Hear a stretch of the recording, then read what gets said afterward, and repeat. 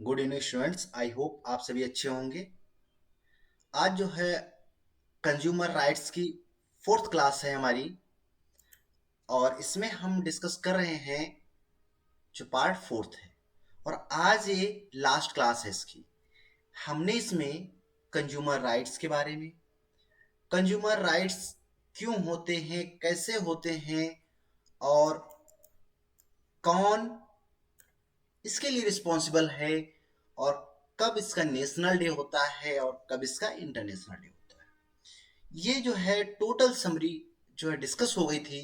Consumer rights क्या होते हैं वो भी डिस्कस हो गया था। मैंने यहाँ पर 5 प्रकार के जो है मेन इंपॉर्टेंट जो है 5 types of the consumer rights को डिस्कस किया है ना, एक्सप्लेनेशन के साथ, है ना। अब हम उसकी फर्दर जो कैटेगरीज होती हैं कि कोपरा क्या होता है, और जैसे national world consumer rights day 15 मार्च, और नेशनल कंज्यूमर डे की बात करें तो 24 दिसंबर को सेलिब्रेट किया जाता है। Consumer in a market place, एक मार्केट प्लेस पे कंज्यूमर का क्या रोल होता है, प्रोड्यूसर एंड, यहाँ पर हमने क्या डिस्कस किया, as a producer and as a consumer दोनों का रोल करता है। और एक्सप्लॉयटेशन कैसे होता है और कितने टाइप्स किस फॉर्म में होता है, और कौन से फैक्टर्स जो है रिस्पॉन्सिबल हैं कि कंज्यूमर राइट्स को नहीं, कंज्यूमर मूवमेंट उपभोक्ता का जो है जो आंदोलन है वो क्या होता है कंज्यूमर राइट्स की 1986 में जो कोपरा बनाया गया था उसके बारे में, और 2019 का जो है कंपैरेटिव जो है डिस्कशन किया था। और इसी तरह से आप भी एग्जाम के लिए बना लीजिएगा सेम, है ना। और इसमें हम कंज्यूमर राइट्स को जो है टाइप्स देखे थे, right to be protect, right to be informed, right to be choose, right to be seek जो है redressals, right to be represent, है ना। इन राइट्स को मैंने यहाँ पर स्टडी किया था और डिफरेंट डिफरेंट फॉर्म्स में भी, है ना। इसको एक्सप्लेनेशन के साथ देखा था। Now today we will discuss about the what is consumer forum, जहां पर आप अपनी शिकायतों को दर्ज करते हैं, उसे हम कंज्यूमर फोरम के नाम से जानते हैं, है ना। तो कंज्यूमर फोरम उपभोक्ता जो फोरम होता है उस वो क्या होता है, तो इसे consumer movements in India has lead to the formation of the various organisations. Consumer forum एक जो है पूरी होल बॉडी होती है जिसके अंतर्गत डिफरेंट डिफरेंट जो है फोरम्स, डिफरेंट डिफरेंट स्टेट्स के, states that means state and districts के, और लोकल बॉडीज की जो फोरम्स हैं, लोकल बॉडी जो है वर्क करती हैं। इसे ही हम कहते हैं consumer forum are the consumer protection council. ये एक ब्रॉड टर्म है। इसके नीचे अलग अलग डिस्ट्रिक्ट, अलग अलग लोकल एरियाज और अलग अलग स्टेट्स की जो है बॉडीज वर्क करती हैं। Guide to consumers on how to file case in the consumer court. इनका वर्क होता है कि कंज्यूमर को, ये कस्टमर को अवेयर करना होता है कि कस्टमर कैसे अपने केस को, आपका जो कोई केस है वो कैसे कंज्यूमर कोर्ट में फाइल करेंगे। इन सब की जानकारी ये लोकल बॉडी जो होती हैं, जो लोकल जो ऑर्गेनाइजेशन होते हैं डिफरेंट डिफरेंट, वो इसको शो करती हैं, आपको बताती हैं। मैनी टाइम, बहुत से time, they are also represent individual consumers in a customer जो है कंज्यूमर कोर्ट्स। कभी कभी ये व्यक्तिगत रूप से भी जाके कंज्यूमर कोर्ट्स को रिप्रेजेंट करते, कंज्यूमर को रिप्रेजेंट करते हैं इन द कंज्यूमर कोर्ट में। उपभोक्ता को जो कोर्ट होता है, अदालत होती है, उसमें खुद ही इंडिविजुअल जाके रिप्रेजेंट करते हैं। These voluntary organizations are receive financial support from the government for the creating awareness among the peoples। जो ये वॉलेंटियर होते हैं इसके, वो गवर्नमेंट से ऐड मिलती है उनको, मतलब कुछ हेल्प मिलती है, और जिससे ये लोग जाएं और अवेयरनेस क्रिएट कर पाए लोगों के मध्य में कि आप एक कस्टमर हैं, आपको इन चीज़ों को जानना चाहिए। आप जाएं तो एहतियात बरतें, उस पर सारी डिटेल देखें जो लिखी है, जो एमआरपी लिखी हुई है, जो क्वालिटी है, जो मैन्युफैक्चरिंग डेट है, एक्सपायरी डेट है, ये कहीं उसमें किसी भी प्रकार का कोई ऊपर नीचा तो नहीं है। ये जो बता रहा है सामने से उसमें कोई क्वालिटी या क्वांटिटी में तो डिफरेंट नहीं है। अगर आप ये सब चेक करेंगे तो आप बेहतर एक जागरूक कस्टमर, जागरूक नागरिक के रूप में वर्क करेंगे। और लोग देखते नहीं है एक्सपायरी है या नहीं है, कल होने वाली है, कब होने वाली है, क्या है, लोग लेते रहते हैं और उस पे लेबल भी नहीं होता और साथ में जो ओरिजिनल बिल होता है वो भी नहीं रहते हैं, है ना। सब नीड होती है कि आपको कभी भी कुछ, तो इसके लिए अब ई अदालत एक प्लेटफॉर्म है, a platform to consumer cases online. आपके कंज्यूमर को आपके जो केस हैं वो ऑनलाइन अब रिकॉर्ड किए जा सकते हैं, आप ऑनलाइन कर सकते हो। इसमें आपको फर्स्ट रजिस्ट्रेशन करना होता है अपनी ईमेल आईडी से, ठीक है। इसके बाद आपको एक ओटीपी मिलेगा आपके मोबाइल फोन पे। देन आप जो एक्टिवेट अकाउंट जब आपका हो जाएगा उस पर्टिकुलर एप्लीकेशन पे यानी ऐप पे, तो आप अपना केस जो है या अपनी कंप्लेंट जो है वो फाइल कर सकते हैं, है ना, वो आप कर सकते हैं, ठीक। तो वही सेकंड है, फर्स्ट स्टेप में आपको क्या करना है, गेट कंप्लेंट, हाँ, फिर उसके बाद कंप्लेंट जो प्रोसीजर होता है कंज्यूमर कंप्लेंट के लिए, तो उसमें सबसे पहले आप गेट कंप्लेंट ड्राफ्ट में कंप्यूटर की वो कंप्लेंट कीजिए अपनी जो आपकी शिकायत है। सेकंड में अटैच कीजिए उसके रिलेवेंट डॉक्यूमेंट्स, इसका मतलब आप बिल की रिसिप्ट और प्रोडक्ट की जो फोटोज, उसको जितना जो भी आपके पास लगा है उसमें उस पर्टिकुलर प्रोडक्ट या गुड्स को लेके आपके पास डिटेल है वो सब। फिर तीसरे स्टेप में आप पे रिक्वेस्ट कोड फी, है ना, जो उसकी कोड फी होती है जो भी मिनिमम चार्ज होता है उसका, वो आप उसको पे कीजिए, रिक्वेस्ट कीजिए, सबमिट एंड उसका जो है एक आप एफिडेविट के रूप में उसे सबमिट करके और सबमिट का फाइनल आप कंज्यूमर कोर्ट्स में अपनी कंप्लेंट को कर सकते हैं। और ये स्टेप जो है ऑनलाइन का है, लेकिन आपको परेशान होने की जरूरत नहीं है। अगर आपको कभी करना है तो आप कंज्यूमर कोर्ट्स, यहाँ पर हेल्पलाइन नंबर भी होते हैं साइट्स पे, आप जाके कर सकते हैं, ठीक है। आप जाके इनसे हेल्प ले सकते हैं, ठीक है, वो आपको हेल्प कर दें कंज्यूमर फोरम्स किसी भी तरह से किसी भी टाइम। नाउ तो ई अदालत वही मैंने बताया कि ई अदालत की ये जो वेबसाइट लिखी हुई है, जो HTTPS लिखा है, हाइपर जो है हाइपरटेक्स्ट जो उसका प्रोटेक्शन प्रोटोकॉल एक्ट होता है वो उसको वो लिखा हुआ है। इसके बाद स्लैश लगा हुआ ई दाखिल आपको डालना है और .nic.in ये आपको डालना है अपनी वेबसाइट पे, अपने गूगल उस पे, और उसी से आपको सर्च होके मिल जाएगा और मिलने के बाद आप उसको कर सकते हैं, ठीक है। तो एसएमएस ईमेल अलर्ट हो सकता है, रिजॉइंडर लगा सकते हैं, ऑनलाइन फीस पेमेंट होता है, upload complaint documents, application status, profile management, user registration सबसे पहले नीड होती है, फिर यूनिक केस नंबर आपको मिल जाएगा, आप रिस्पॉन्सेस रिसीव कर सकेंगे और रिजॉइंडर आपको लगाया जाएगा, एसएमएस और ईमेल अलर्ट्स भी आपको मिलते हैं। ये सारी सुविधाएं आपको एक बार रजिस्टर करने के बाद आप उसमें से उठा सकते हैं ई दाखिल पे। याद नाम रखिएगा, ऑनलाइन अगर आपको करना है तो उसे हम ई दाखिल कहते हैं। आप उसे ऑफलाइन जाके भी कर सकते हैं, लेकिन ऑफलाइन नहीं, अगर जैसा भी आपको सुटेबल लगे, ठीक है। तो कंज्यूमर राइट्स क्या होते हैं? Consumer right refers to the right which provide the safety to the consumer from the exploitation in a market area. Market area में जो एक्सप्लॉइटेशन हो रहा है कंज्यूमर्स का, उसकी सेफ्टी के लिए, है ना, कंज्यूमर राइट्स को दिया गया है या कंज्यूमर राइट्स को लिखा गया है। ये आप आरटीआई के थ्रू कर सकते हैं, ठीक है। और आप केस फाइल करने का जो हमने बताया था, सिटीजन जो ऑनलाइन केस फाइल कर सकते हैं, उसमें नोडल ऑफिसर होते हैं, पीआईओ होते हैं, और फाइनल रिप्लाई आपको मिलेगा, ठीक है। जब आप फाइल करते हैं जैसे जैसे ओटीपी करके, सबसे सबसे पहले आपको नोडल ऑफिसर के पास आपकी शिकायत जाएगी, उसके बाद वो आगे रिक्वेस्ट फॉरवर्ड की जाएगी, तो वो आपकी पास पीआईओ के पास जाएगी, यानी जो मेन हेड होता है उसके पास जाएगी, फिर आपको उसी अकॉर्डिंग आपको क्या मिलेगा, एसएमएस मिलेगा और आप रिज्वाइन कर सकते हैं, ठीक है। Nobody known as any, जो है anybody, nobody knows anybody, कोई किसी को किसी भी तरीके से कुछ भी नहीं जानता है।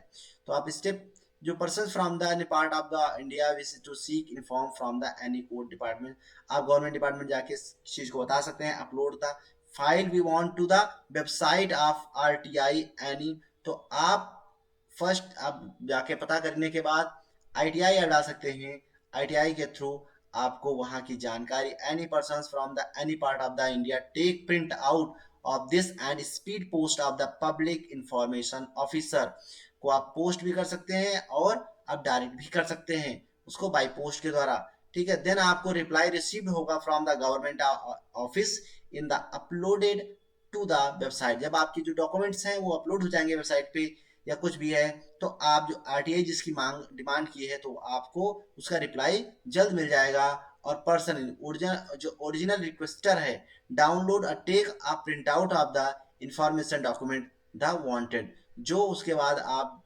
डॉक्यूमेंट या इन्फॉर्मेशन चाहते हो आपको मेल मिल जाएगा, उसको आप प्रिंट आउट कर सकते हो, कुछ भी कर सकते हो। तो ये आरटीआई का जो है कंज्यूमर कोर्ट्स के थ्रू आरटीआई मोस्ट पावरफुल जो है एक टेक्निक है। तो RTI is act of the parliament of India provide the settings out the practical regimes of the right to information. Right to information के लिए आपको ताकत देता है। ये एक मोस्ट जो है इफेक्टिव मेथड्स था, लेकिन अभी इसमें क्या किया गया है, इसकी जो है कुछ चीजों के लिए इसे बंद कर दिया गया है गवर्नमेंट ऑफ इंडिया के द्वारा।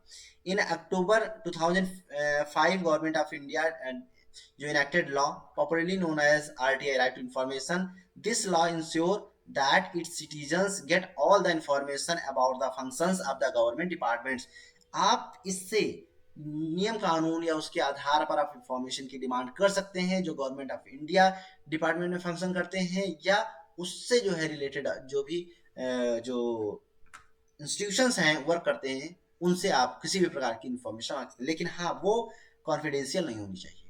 मैक्सिमम रिटेल प्राइस क्या होता है आपको ये भी पता होना चाहिए, ठीक है। अब मैक्सिमम रिटेल प्राइस जिसे हम एमआरपी आप देखते हैं प्रोडक्ट जो पैकेट होता है उस पर लिखा होता है एमआरपी, है ना। तो MRP 50 rupees, 10 rupees, 2 rupees, 20 rupees ऐसे जो भी है लिखा रहता है, ठीक है। तो लिखा होता है मैन्युफैक्चरर प्री प्राइस जो होते हैं वो लिखे होते हैं that the highest price that, ठीक है, deny be charged from the product sold in India। जो उसपे होता है लिखा होता है तो उसी को वो चार्ज करते हैं इंडिया में, उसी रेट पे बेचते हैं, लेकिन उसमें भी कुछ परसेंटेज की छूट 30-40% मिलता है, ठीक है। चलो खैर कोई नहीं, लेकिन एमआरपी से एक्स्ट्रा नहीं होनी चाहिए किसी भी कोई भी चीजें, ठीक है। MRP is inclusive of the GST, no GST on MRP, ठीक है। एमआरपी पे कभी कभी जीएसटी इंक्लूज होता है और नो जीएसटी भी होता है। जैसे यहाँ पर आपको दो वाइस दिख रहे हैं, ठीक है। ये आपका 100 है और इसमें 118 है, तो 118 में जो है आपका 18 रुपीज जो है जीएसटी लगा हुआ है ना। लेकिन the maximum retail price is the maximum price that can be charged from the consumers. If you charge unfairly over the MRP, then lodge a complaint on toll free number। ये number दिया हुआ है, अगर MRP से ज़्यादा आपको charge किया जा रहा है तो 1800-11-4000 देन 14404 इस नंबर पे आप कांटेक्ट कर सकते हो, है ना। टोल फ्री नंबर है, आप इस पे बता सकते हो। तो आपके इसमें जो है सब टोटल की बात करें तो वो जो भी एमआरपी दिया होता है वो टोटल दिया होता है, उस पर एक्स्ट्रा जो है अगर 100 है 100 के ऊपर जो है आपसे जीएसटी के रूप में अलग से चार्ज नहीं कर सकते, ये रॉन्ग माना जाता है ना। तो इसलिए इस चीज को बहुत ही ध्यान में रखें। कंज्यूमर प्रोटेक्शन एक्ट हमने 1986 का पढ़ा था, है ना। The result of the efforts of 1960s में जो एफर्ट्स किए गए थे कंज्यूमर मूवमेंट जो है succeed the bringing pressure on the business and the firms पे बनाने का। The well government improve the business conduct and early was against in जो है interest of the consumer at the large. जो consumers का जो इंटरेस्ट है more of the more जो है डिमांडेबल होता जा रहा है, तो उनको कंट्रोल करने के लिए उनको मतलब उनकी डिमांड को नहीं, कंज्यूमर्स की अनफेयर ट्रेड को कंट्रोल करने के लिए 1960 में जो कदम उठाया गया था लॉ बनाने के लिए, फाइनली वो जो है मेजर स्टेप टेकन जो है वो मेजर जो स्टेप है वो taken in the 1986 by the government of India was enacted the consumer protection act, है ना। उसने क्या बना दिया, consumer protection act 1986, popularly known as COPRA इसे के नाम से आते हैं। This act is enforce the information of the consumer internationally, ये नेशनल और इंटरनेशनली भी इसको अडॉप्टेबल होता है। तो आई होप आप समझ रहे होंगे। कंज्यूमर इंटरनेशनल की बात करें अगर इन 1985 United Nations adopt the guideline for the consumer protection act, ये किसने, यूएनए ने, यूनाइटेड नेशंस ने, है ना, ऐसा जो है गाइडलाइन को कंज्यूमर प्रोटेक्शन एक्ट के थ्रू अडॉप्ट किया, और this way a tool for the Nations to adopt the measures to protect the consumers for the consumer advocacy groups to press their government to do so. Government ने ऐसे नियम को adopt किया और adopt करने के साथ साथ उनको लगाना भी दुष्कर समझा, जिस जो ताकि कंज्यूमर्स जो होते हैं उनकी किसी भी प्रकार की कोई जो राइट्स का जो है, उनके अधिकारों का हनन ना हो, किसी प्रकार का इसमें मोनोपोली ना चले, किसी भी मनमानी कीमतें वसूल ना की जाएं। नेशनल नहीं, इंटरनेशनल लेवल की बात की जा रही है, ठीक है। International level, this is become the fundamental for the consumer movements, ये जो है कंज्यूमर मूवमेंट्स यानी उपभोक्ता अदालत के आधार पर जो है, अगर मूवमेंट आंदोलन के आधार पर बात करें तो ये फंडामेंटल राइट्स बन गया है इंटरनेशनल लेवल पर। Today consumers international have becomes an umbrella body of the 250 members organization in 120 countries in which India is one of them। अगर आप कंज्यूमर इंटरनेशनल कोर्ट्स के वो करते हो तो एक अम्ब्रेला बॉडी बन जाते हो, जिसमें आपको 250 मेंबर ऑर्गेनाइजेशंस की बात की जाती है, उसमें आप उनके अंडर आ जाते हो। 120 जो है कंट्रीज आपको प्रोटेक्ट करती हैं और इंडिया उसमें से एक है ना। यहाँ पर आप देख रहे हैं, इसमें अमेरिका, यूएसए, इंडिया, श्रीलंका, है ना, Sri Lanka, Myanmar, Vietnam, Bangladesh, England, है ना। तो इस तरह से 120 कंट्रीज इसको इंटरनेशनल कंज्यूमर कोर्ट्स को वॉच करते हैं, और यहाँ पर किसी भी प्रकार की कोई भी फॉरेन ट्रेड में से लेके फॉरेन मैन को लेके किसी प्रकार के अनएथिकल एक्टिविटीज ना हो पाए, अनफेयर ना चले। अब कोपरा किसे कहते हैं, कंज्यूमर प्रोटेक्शन एक्ट को कोपरा कहा जाता है, सीओ, है ना, पी आर एंड ए, ठीक। तो इसे कोपरा बनाया गया है। सीओ कंज्यूमर हो गया, पी आर प्रोटेक्शन हो गया, ए फॉर एक्ट हो गया। Consumer protection act is a parliament of India, ये संसद भवन से होता है, सीधा पार्लियामेंट से होता है। Enact in the 1986 to protect the interest of the consumers in India. लोगों की जो कंज्यूमर्स इंटरेस्ट है, जो इच्छाएं हैं, उपभोक्ता की जो इच्छा है, उनको प्रोटेक्ट किया जाता है ताकि उनके साथ कहीं अनफेयर ना हो जाए, अनअकाउंटेबल ना रहे। तो इन सबको देखते हुए क्या था, अब कोपरा कैसे काम करता है उसकी हम बात करें, कैसे हेल्प करता है। It strengthened the consumer movements and provided the consumers with the right to the seek redress against the unfair trade practices and exploitations। ये कंज्यूमर को स्ट्रांग बनाता है और प्रोवाइड करता है कंज्यूमर राइट्स को, जो कि किसी भी प्रकार के क्षतिग्रस्त हो या किसी प्रकार का अनफेयर ट्रेड हो रहा हो उन सब के बीच में, और जो है एक्सप्लॉइटेशन किया जा रहा हो एज अ बेट को लेके, प्राइस को लेके, उसके प्रोडक्ट की जो क्वालिटी को लेके, इन सब से बचने के लिए, बचाने के लिए कंज्यूमर प्रोटेक्शन एक्ट की स्थापना की गई। Under COPRA the 3 level judicial systems set up the residuals redressals of the consumer dispute. Consumer dispute जो होते हैं उनको सेटअप करने के लिए 3 टायर जो है सिस्टम को किया गया है, एक्सप्लेन किया गया है, जिसमें हम डिस्ट्रिक्ट्स को देखते हैं, है ना, डिस्ट्रिक्ट्स को देखते हैं, स्टेट्स को देखते हैं स्टेट लेवल पे, and third is the national level पे इसको देखा जाता है। इनके अलग अलग 1 लाख अगर बात करें तो 1 करोड़, मोर देन 1 करोड़, इस तरह से जो है इसका डिसाइड किया गया है। The correct unfair business conducted ना हो, इसलिए कोपरा का जो है कोपरा की स्थापना की गई, कोपरा वॉच करती रहती है। कंज्यूमर फोरम्स हम आप वही पढ़ चुके थे कंज्यूमर कोर्ट्स के बारे में। हाँ, यहाँ पर मार्क सर्टिफिकेशन होते हैं। अगर आप कोई चीज खरीदने जा रहे हो तो सिंपल सी बात है, आपको इन चीजों को देखना पड़ेगा।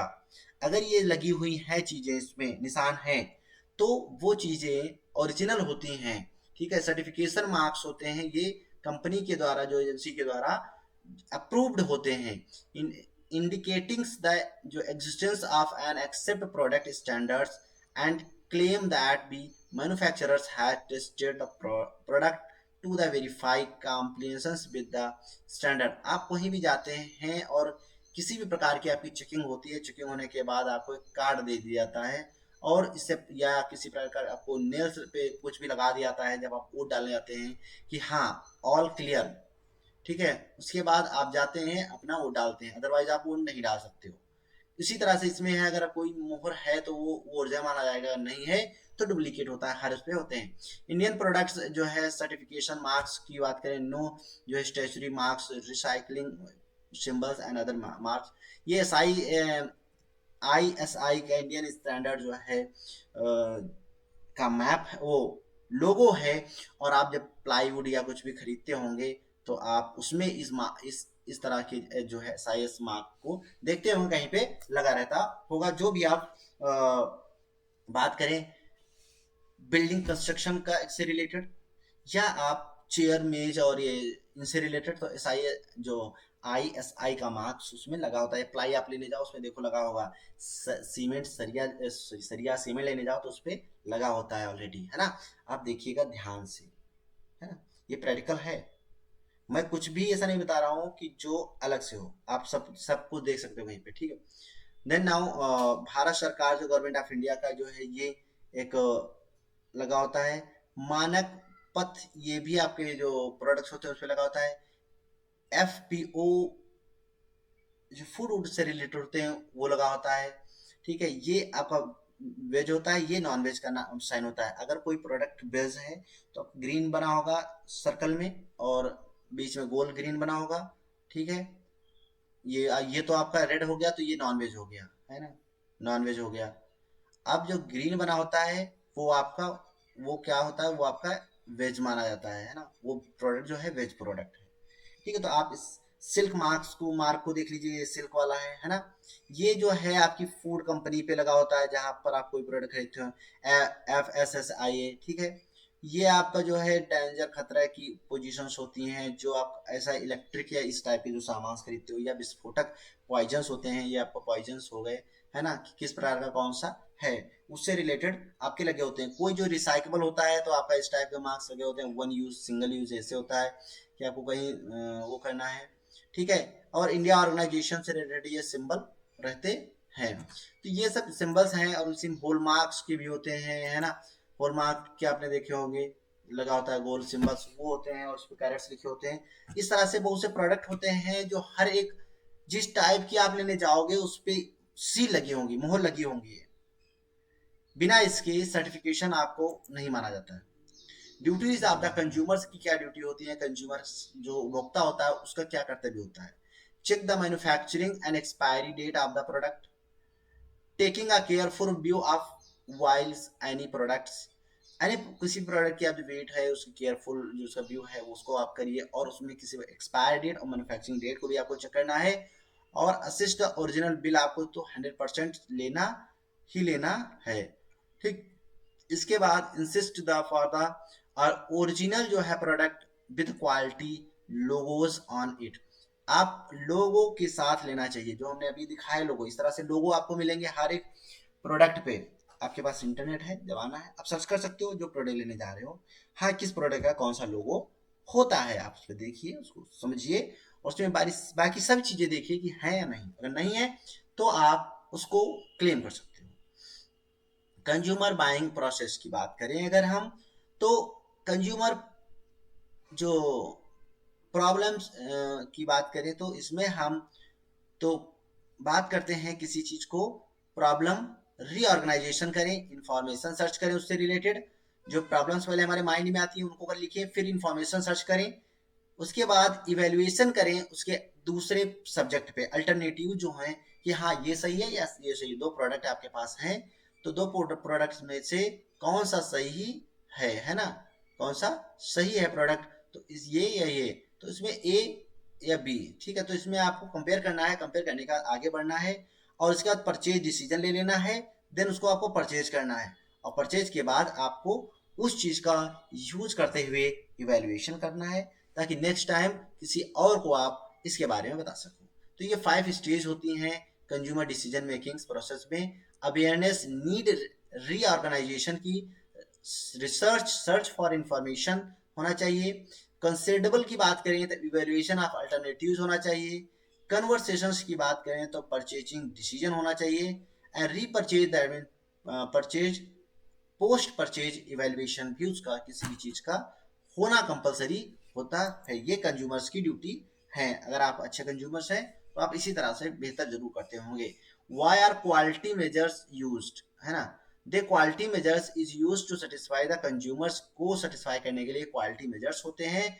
और वाइल परचेजिंग एनी कमोडिटीज, किसी भी कमोडिटीज को परचेज करने के लिए there is logo with letters in ISI, Agmark, so on.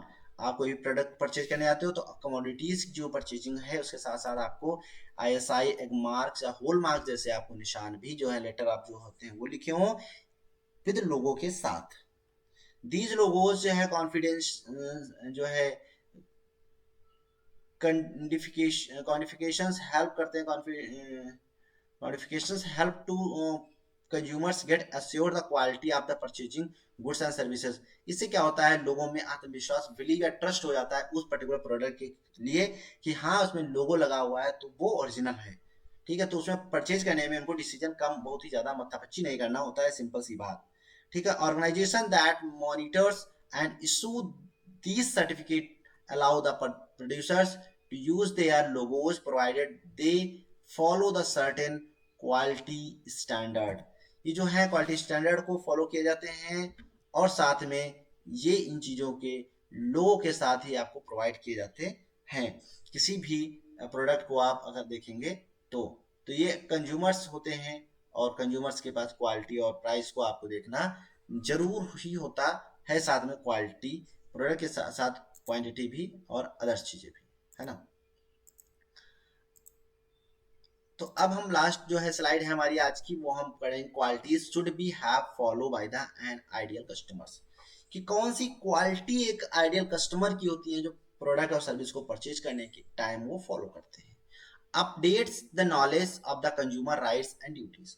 आप कंज्यूमर राइट्स या ड्यूटीज के बारे में अगर बात करें तो एक कस्टमर को सदैव जो प्रोडक्ट लेने जा रहा है उसके लिए नॉलेजेबल होना चाहिए, उसके प्रोडक्ट के बारे में आपको नॉलेज होना चाहिए। नहीं है तो आप उसको पढ़ के अच्छे से जाएं और अपनी सही से उसको चेकिंग करते टाइम अच्छे से ड्यूटी निभाएं। और वो प्रोडक्ट वो इको फ्रेंडली एटीट्यूड होना चाहिए। अब जा रहे हो ऐसा नहीं अब लड़के करो या कुछ नहीं, आराम से गए, जो कस्टमर वो पकड़ा लैपटॉप, कोई बोला सैमसंग, कोई बोला एप्पल, कोई बोला है एमएसआई, कोई बोला है कोई भी नंबर ऑफ द आजकल बात करें तो product available in this market, तो आपको सिंगल वन प्रोडक्ट चूज करना है जो आपके अकॉर्डिंगली बेस्ट हो।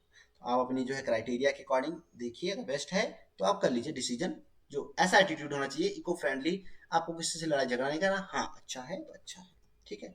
Prevent the corruptions rather than bring up the party of it, and जो किसी प्रकार का जो करप्शन होता है उससे आप बच सकते हैं अगर आप नॉलेज और उसके रखते हैं, आइडिया रखते हैं उसके साथ साथ। कंज्यूम जो है consequence of the standardisation marks, जो स्टैंडर्डाइजेशन मार्क्स को दिए गए हैं जैसे ISO, ISI, mark and so on, इस तरह से, तो इनके बारे में आपको सजग रहना पड़ना चाहिए। आप इनको अच्छे से जाने पहचाने और जो प्रोडक्ट परचेज करें तो देखिए हाँ ये मार्क है या नहीं है।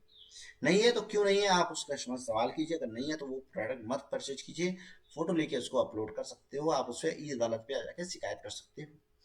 प्रोसीजर्स जो होता है प्रोड्यूसर्स एंड जो प्रिजर्व कैश मेमो, आप कैश मेमो जो बिल लेते हो पक्का वाला वो आपके पास पर सही से रखना चाहिए, इसीलिए वारंटी कार्ड भी आपको सही से रखना है। विदाउट वारंटी कार्ड या कैश मेमो आप कुछ भी नहीं कर सकते हो किसी भी प्रकार का किसी कंज्यूमर कोर्ट्स में, जब आपके पास कुछ नहीं है, ऐसे तो फर्जी बहुत से फिर करने लगेंगे, इसीलिए आपको ओरिजिनल लेना चाहिए। Under the COPRA act 3 level judicial system setup, इसके अंतर्गत हम बात करें तो 3 लेयर से हमने डिस्ट्रिक्ट, स्टेट और नेशनल लेवल की बात की थी, जो कि आपकी चीजों को सही से समझने की प्रयास करता है।